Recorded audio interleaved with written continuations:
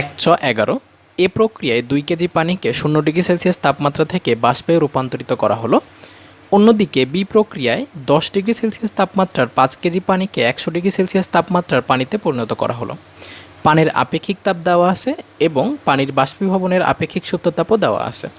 কতে জানতে চাইছে উদ্দীপকে এ প্রক্রিয়ায় মোট প্রয়োজনীয় তাপ নির্ণয় করো, আর খতে জানতে চাইছে উদ্দীপকে কোন প্রক্রিয়ায় বিশৃঙ্খলার মাত্রা বেশি হবে, গাণিতিকভাবে বিশ্লেষণ করো।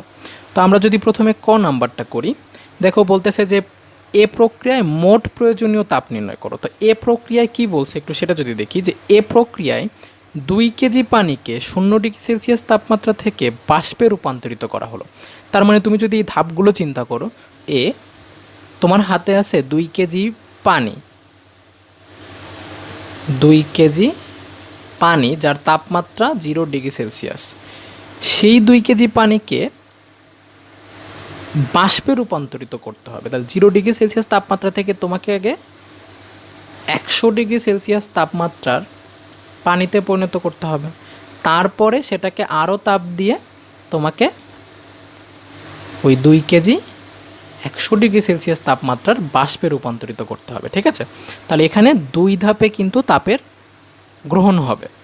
তো আমাদের যেহেতু মোট প্রয়োজনীয় তাপ নির্ণয় করতে বলতেছে, আমরা ধরি প্রথম ধাপটা হলো ΔQ1, আর দ্বিতীয় ধাপে কি পরিমাণ তাপ লাগবে সেটা হচ্ছে ΔQ2। তো ΔQ1-এর কথা যদি চিন্তা করো, এখানে তাপমাত্রা চেঞ্জ হচ্ছে, তার মানে কি পরিমাণ তাপ দরকার, MS ডেল থেটা। তো এম হলো গিয়ে এখানে 2 কেজি, এস হলো গিয়ে 4200, আর ডেল্টা থেটা এটা হবে 0 ডিগ্রি সেলসিয়াস থেকে 100 ডিগ্রি সেলসিয়াসে পরিণত হচ্ছে, তার মানে পরিবর্তনটা হবে 100 সমান 84 1 2 3 4 4টা 0। তো এত জুল। এবার দ্বিতীয় ধাপে কি পরিমাণ তাপের প্রয়োজন হবে, দেখো এখানে 2 কেজি পানি 100 ডিগ্রি সেলসিয়াস তাপমাত্রায় বাষ্পে পরিণত হচ্ছে, অর্থাৎ এখানে কিন্তু বাষ্পীকরণের সুপ্ত তাপটা দরকার হবে। আমাদের প্রয়োজনীয় তাপ হবে mLV। এমটা হচ্ছে 2 কেজি, আর এলভিটা দেওয়া আছে দেখো 2.26 × 10⁻6 জুল পার কেজি সমান 452 1 2 3 4 জুল। তাহলে টোটাল কি পরিমাণ তাপ দরকার হবে, ΔQ1 প্লাস ΔQ2 সমান 84 4টা 0 প্লাস 452 4টা 0 সমান 536 1 2 3 4 জোল। এবার খতে জানতে চাইছে কোন প্রক্রিয়ায় বিশৃঙ্খলার মাত্রা বেশি। তার মানে তোমার হাতে যে 2টা প্রক্রিয়া আছে, একটা হচ্ছে এ প্রক্রিয়া, একটা হচ্ছে বি প্রক্রিয়া, এখানে বিশৃঙ্খলার মাত্রা বেশি কোনটাতে সেটা জানতে চাইছে। তো বিশৃঙ্খলার মাত্রা যেহেতু জানতে চাইছে, তার মানে এন্ট্রপি বের করতে হবে। তোমার এন্ট্রপির পরিবর্তন যেই ক্ষেত্রে বেশি হবে, সেই ক্ষেত্রে আমাদের বিশৃঙ্খলার মাত্রাটাও বেশি হবে। তাহলে আমরা 2টা ধাপে এন্ট্রপির পরিবর্তনটা নির্ণয় করি। তাহলে প্রথম এ ধাপের জন্য বের করি প্রথমে খ। তাহলে শুরুতে যদি আমরা এ ধাপের জন্য এন্ট্রপির পরিবর্তনটা নির্ণয় করি, তো এ ধাপটাতে একটু চিন্তা করো, তোমার কাছে ছিল 2 কেজি পানি 0 ডিগ্রি সেলসিয়াস। তো প্রথমে এই 2 কেজি পানিকে 100 ডিগ্রি সেলসিয়াস তাপমাত্রায় পরিণত করছো, তারপরে আবার 100 ডিগ্রি সেলসিয়াস তাপমাত্রা 2 কেজি বাষ্পে পরিণত করছো। তাহলে এখানে এন্ট্রপির টোটাল পরিবর্তনটা কি হবে চিন্তা করো। শুরুতে তাপমাত্রার পরিবর্তন হচ্ছে, পরেরটাতে তাপমাত্রা পরিবর্তন হচ্ছে না। আমরা যদি 2টা ধাপে এন্ট্রপির পরিবর্তনটা নির্ণয় করি, ΔS1, যেহেতু এখানে প্রথম ধাপে তাপমাত্রার পরিবর্তন হচ্ছে, সুতরাং সূত্রটা হবে MS ln T2/T1।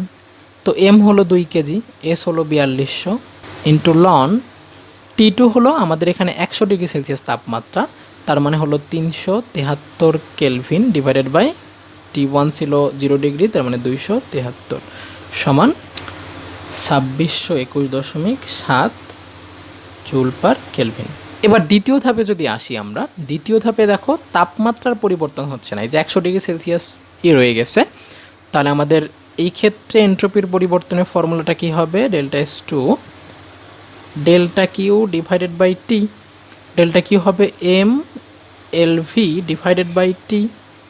এম হচ্ছে গিয়ে 2 কেজি, এলভি হচ্ছে গিয়ে তোমার 2.26 × 10⁻6 ডিভাইডেড বাই টি হলো গিয়ে 373 সমান 121.17.96 জুল পার কেলভিন। তাহলে আমরা টোটাল এন্ট্রপির পরিবর্তন কি হবে এ ধাপের জন্য, ডেল্টা এস এ সমান 2621.7 প্লাস 121.17.96 সমান 14,739.66 জুল পার কেলভিন। তো এটা হলো আমাদের এ প্রক্রিয়ার জন্য এন্ট্রপির পরিবর্তন। এখন যদি আমরা বি প্রক্রিয়ার জন্য এন্ট্রপির পরিবর্তনটা বের করার চেষ্টা করি, বি প্রক্রিয়ায়, তো বি প্রক্রিয়ায় ছিল কি, তুমি একটু চিন্তা করো, 10 ডিগ্রি সেলসিয়াস তাপমাত্রার 5 কেজি পানিকে তাপ দিয়ে 100 ডিগ্রি সেলসিয়াস তাপমাত্রার ওই 5 কেজি পানিতে পরিণত করা হলো। তাহলে এই ক্ষেত্রে এন্ট্রপির পরিবর্তনটা কত হবে?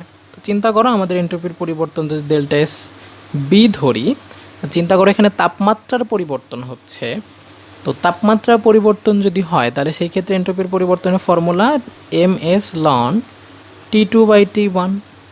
তো এম হলো গিয়ে 5, এস হলো 4200, লন T2 হলো 373, T1 হলো গিয়ে 283 সমান 5798.76 জুল পার কেলভিন। তো দেখো এ প্রক্রিয়ার জন্য 14,739.66 জুল পার কেলভিন ছিল, আর বি প্রক্রিয়ার জন্য 5,798.76 জুল। তো কোন প্রক্রিয়ায় আমাদের এন্ট্রপির পরিবর্তনটা বেশি হচ্ছে? এ প্রক্রিয়ায়। তার মানে এ প্রক্রিয়ায় আমাদের বিশৃঙ্খলার মাত্রাটা বেশি হবে, যেহেতু এন্ট্রপির পরিবর্তনটা বেশি হচ্ছে ওখানে বিশৃঙ্খলার মাত্রাটাও বেশি হবে।